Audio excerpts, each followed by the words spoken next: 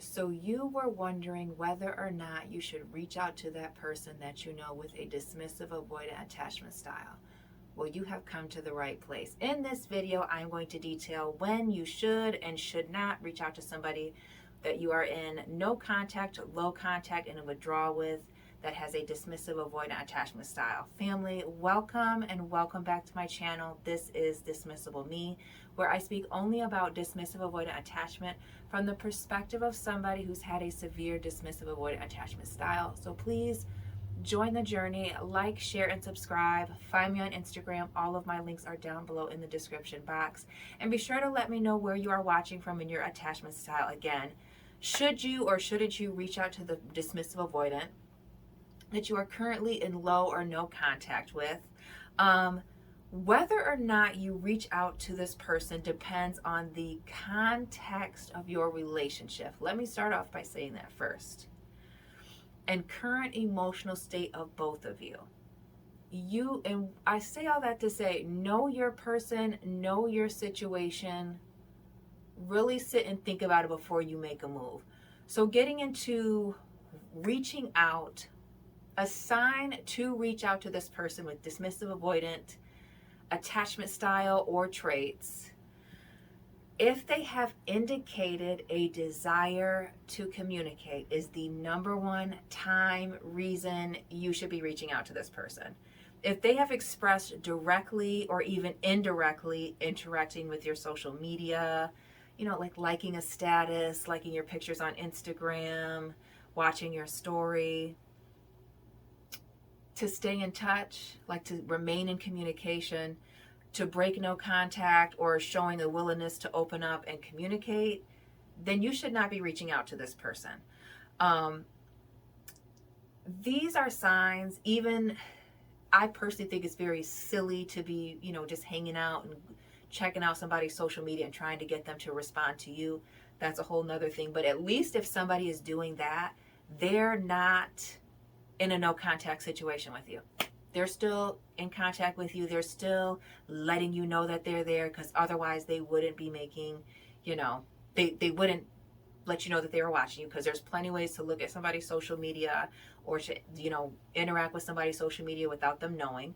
So if they are showing you open signs through indirect means like social media, watching your story, liking statuses, or if they've directly communicated with you like, oh, give me a month, give me 2 weeks, or give me XYZ, I just need a moment. If they've given you a time frame, respect the time frame. If they haven't, or they've said, hey, I'm ready to talk, then reach out to that person. If they haven't reached out to you and nothing's changed, leave them alone. Reaching out to them before they've given you a sign that they want to communicate is just further going to push them away, especially if you're already in a no contact situation.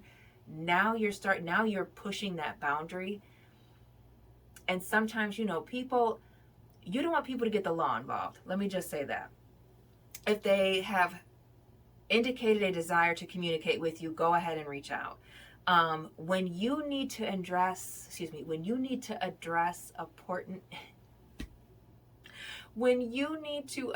important issues with that person that directly affect that person with a dismissive avoidant attachment style, then you reach out to that person.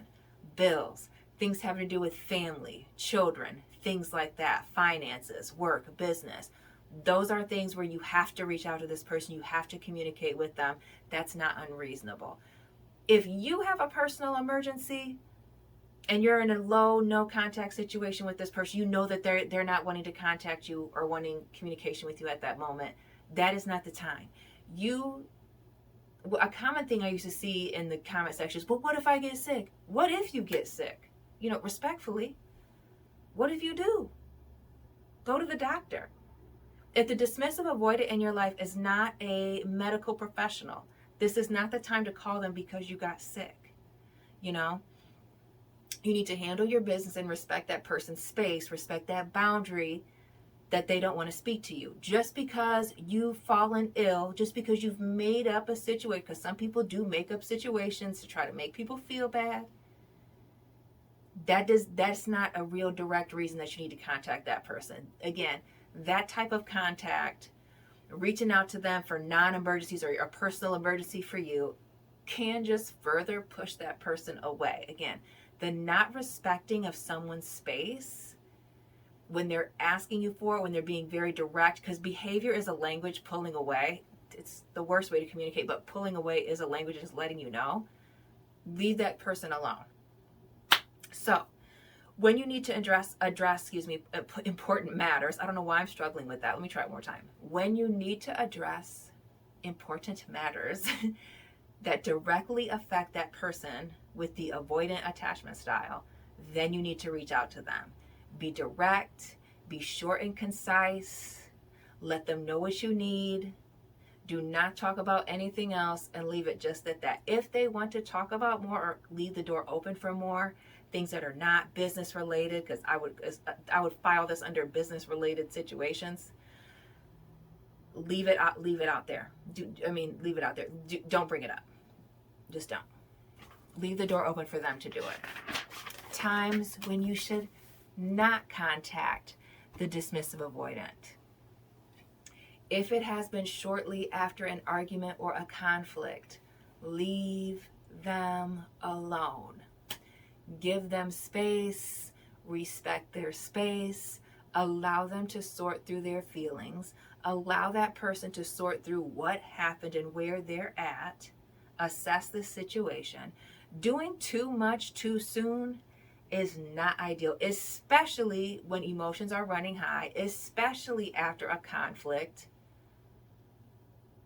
Give that person space. Immediate contact too soon. If I've already asked for space, again, we're already in a situation where it's low, no contact. It's just going to push me further away. It's just going to cause me to immediately, this is where people get blocked.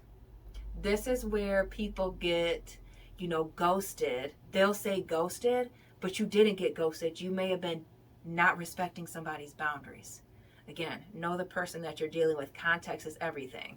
And then if they asked explicitly for space, as this has been kind of sprinkled throughout everything, if they have asked you for space and they have not communicated directly, indirectly, it's been shortly after an argument or disagreement, or you haven't heard, if they're letting you know that they need space, they've asked for it, especially directly, you need to respect that space. Do not reach out to that person.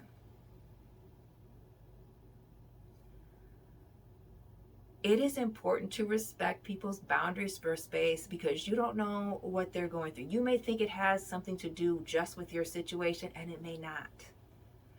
That person may need a break from the situation, not just to take a look at what you're doing wrong, but to also take a look at what they're doing wrong. What I feel like some people don't tend to realize is when somebody is asking for space because they're seeing what you're doing wrong and you're trying to tell them what they're doing wrong, they can't even hear you. I can't even hear you because the only thing I can focus on is this situation that's causing me a lot of anxiety, which is you being all up in my face. You not giving me space. You not allowing me to think. You not allowing me to feel. You trying to push your feelings that I'm not feeling in this moment, most likely, more than likely, more often than not, onto me, instead of giving me the space to come to my own conclusion or do my own thing.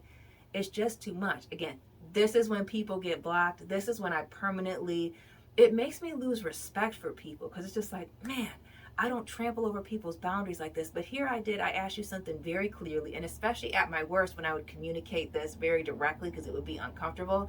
Like, I really need you to respect my space. Please give me that space. So the rundown again, to summarize all of that, when to reach out. If they've indicated directly or indirectly, as I mentioned earlier in the video, go ahead and reach out to them. When you need to address important information, now I can say it, that affects that person with the avoidant attachment style directly, having to do with finances, children, housing, business related stuff. And I do file family under business. All right, dismissive avoidant. Then you need to reach out to that person. When not to reach out to this individual. Immediately after a conflict or an argument, please respect their space. And last but certainly not least, if they have explicitly asked you not to communicate with them anymore, in any form or fashion, please do not reach out to that person. Please respect their space. Family, let me know what resonated for you. Please like, share, and subscribe. Check out my other videos. Find me on Instagram. All of my other links are down below in the description box. Again, check out my other content. Let me know where you're watching from. Drop your attachment style. Drop any questions you would like to see me answer here in a future video. And family, I'll be tapping in with you very soon. Thank you so much for tapping in. Keep it real.